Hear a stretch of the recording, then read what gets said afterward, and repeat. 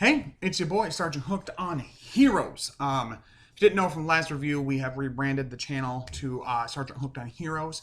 I thought this was a better way to kind of overall better encompass what I'm about as far as Star Wars, Heroes Within That, Jedi, whatever, Rebel, blah blah. Marvel superheroes, Toku heroes, Digimon, all that kind of stuff. I feel like it better encapsulates the content here.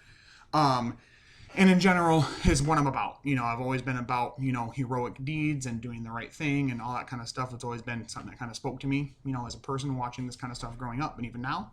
So yeah, that's kind of the reason for the rebrand. If you didn't watch the Revice review I just did, I kind of talked about it there as well. But today we are talking about the next episode of Avataro Sentai DonBrothers. So this episode was really good. I'm just gonna look just a quick review first before we talk more in detail. And one thing too I learned this week, there's an interview that came out and got translated by a really nice person on Twitter, translated the interview. And apparently what a Sentai does is during the run of a Sentai, which usually is from like spring through to usually it's like spring to spring or spring to just past Christmas or whatever, depending on the show. I mean, like it goes through summer and goes through fall and winter and blah blah blah. And so oh my goodness. So they apparently said production-wise what they do, this just makes a lot of sense, is that during the summer months, they have lighter episodes happening. The summer months and like the first little bit when like school comes back, they have some lighter episodes that don't push the plot forward quite as much, right? Sorry, I'm trying to reposition myself so I'm not so lit up by the light over there. Anyway, and so what they do is they do lighter, less plot-heavy episodes that don't push the plot forward too much in the like summer months and the first little bit of school.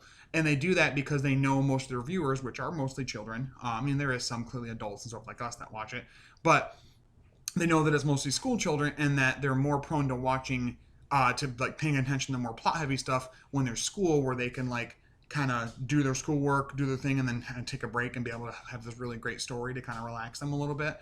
Whereas the episodes that are in the summer and the beginning of the school year are like softer episodes. That makes a lot of sense. There's a lot of seasons that I now looking back that like eventually part way in are a little more, I won't say filler. I think that word's become rather vilified in my opinion. I don't think filler is bad when there's too much, but I think that people need to relax on, there's filler in this. Oh my God, it's an awful show. Stop. So, anyway, that kind of makes sense. There's a few different shows, even Rio Soldier and some of my favorites that have ones that it's like, okay, that was a great episode. Didn't really push the plot forward much, but it was still fun. And even DonBrothers, to an extent, has been doing that. Like, they've had little things here and there, introducing Jiro, Dark Jiro, Don Murasame, stuff like that. But even in this episode, they talk about like what's going on with Don Murasame and blah blah blah. So I kind of like that, and I like that they're getting clever to like poke fun at themselves within the episode. We'll talk about that. Main plot of this one, of course, we have my man Taro meeting up with. He goes to deliver a package to this lady. She's a mother, and she sees him, and for some reason thinks that he looks just like her son, and keeps calling him.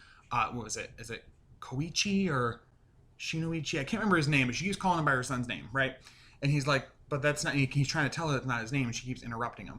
And so, as we know, Taro cannot lie or else he dies. It's him at the place that he works at, a delivery place, and she brings him and all the people he works with lunch. And they're like, oh wow, is that eel? And like it's like some like sushi stuff and takoyaki or whatever it is, and they're like, wow, that's great, thank you. And she's like, oh, anything for me. And she calls by the name again. They're like, they're like, before she says that, they're like, wow, Taro, we never knew your mom was so cool. And he's like, yeah. And she's like, well, my son, and she names him again the wrong name, is so great, I had to do something nice for him. They're like, huh? And they say the name again. They're like, that's not his.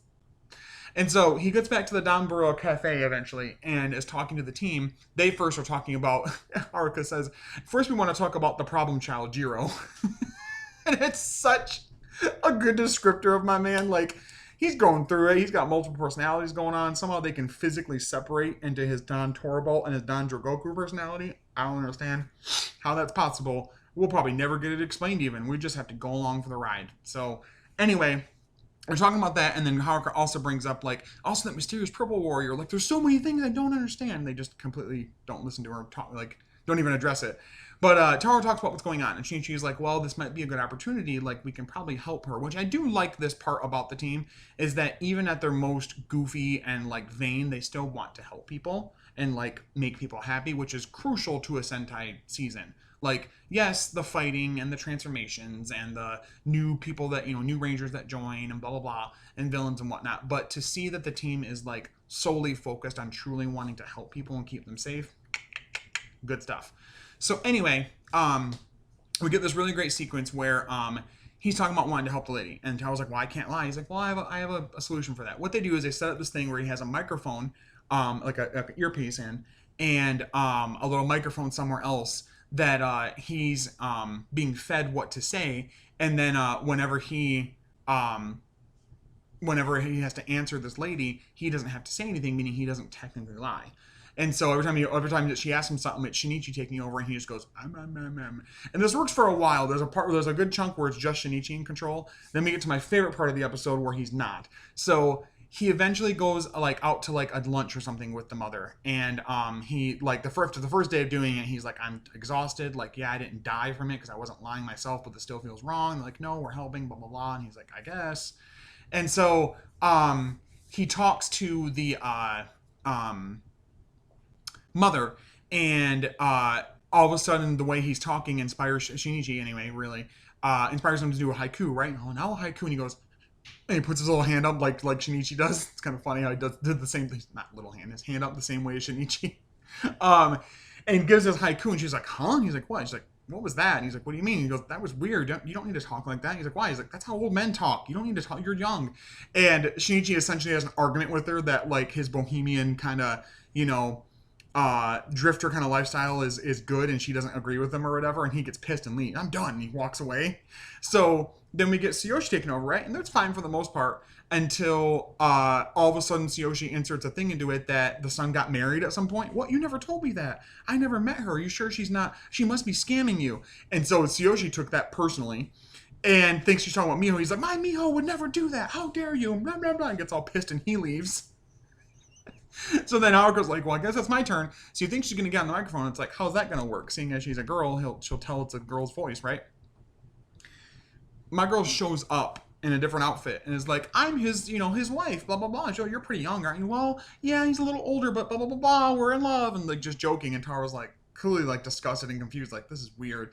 Also, anybody watching this review right now, if you somehow think it's okay that a high school student who is not legally an adult and Taro, who is an adult, should be in a romantic relationship, you need to fuck off right now. That is clearly pedophilic behavior. Please stop it. Don't do that. Anyway, so she asks him a question about the relationship, and she's like, isn't that right? And she calls him the right name, and he's like, and he just falls over, and like his heartbeat stops. The music is all playing nice, and it goes, beep, beep, beep, beep, and he falls over. Before this too, Shinichi was really creative and covered all his bases. They found some of the like schoolmates of the guy that she thinks is Taro, the actual son, and found his friends from school. And when she would ask specific questions, they would like ask them the questions and get the right answer. So they really did think this through for the most part, which is interesting because this team is like marginally smarter than the Zenkaijers. So like it's interesting that they like thought of that. We also get a scene where Master Kaito, they're talking with him after one of the days of being out with the mom, and that he used to play piano, a certain kind of piece. And he's like, oh yeah, I know how to do that. Like, what? And he's following me, and he goes behind the, like, there's like these little beaded curtain things, and he goes behind it, and she's like, I didn't even know there's room back there. And she goes in there, she's like, this room is huge. What the hell is this for? And he has a piano, and Master Kaito plays this awesome, like, Chopin's something ballad or whatever. And Taro watches him once and goes, yeah, I think I got it. She goes, really, what? After one time? Like, Haruka, I understand it's irritating that Taro's like good at everything the first time he does it. Like literally like can watch someone do something and instantly copy it. Stop being surprised. So anyway, the next day that's when the whole thing happens with him going unconscious and everybody taking over the voice for him and everything. And the Totoroki of the week is based on Kaku Ranger, but it's Ninja Man is who the design is on. I think that's really cool. For some reason he keeps saying I need a reason to live, and he'll hit people with his daggers and their clothes fall to the ground and they disappear. I don't know what that means and why that was happening. I don't understand what that... They didn't really explain the Totsuki really well at all. But he eventually attacks, and Taro and Oni's sister clearly transform to fight. And the mom gets in the way. She's like, no, stop, that's my son. And she like beats him with her purse. And he's like, Okasa? And you realize that the big reveal that the son is the monster for this week. So they fight together. Well, not the mom. The mom doesn't help me, kind of. But everybody's there. Whole team's there fighting, doing their thing. And Jiro comes in, and I think he splits up again and fights the monster again.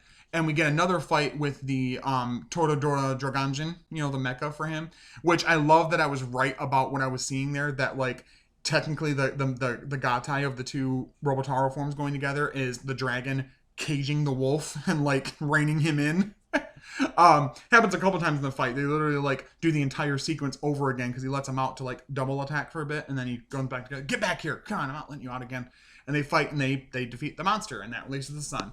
And just after that, Taro goes to meet with the mom and he tells her the truth. He says, I'm sorry. I have to tell you this. I'm not your son. And, I've been trying to tell you the whole time, but I didn't want to hurt you. Oh, I know. He's like, what? She's like, I know. I just, you were showing me a good time and I was happy at least somewhat. I really basically says that she really didn't speak well to her son and spoke very, rudely to him. And, it hurt him so much that he stormed off and she wasn't sure when he was coming back. And it's been a while. And essentially that either she's a piano teacher or she wanted him to play piano really badly and pushed it too hard.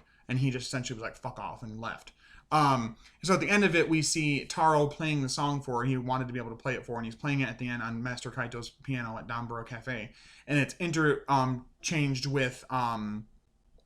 with footage of the mom and the son coming back and saying sorry and apologizing to her and that he wants to try again and blah, blah, blah.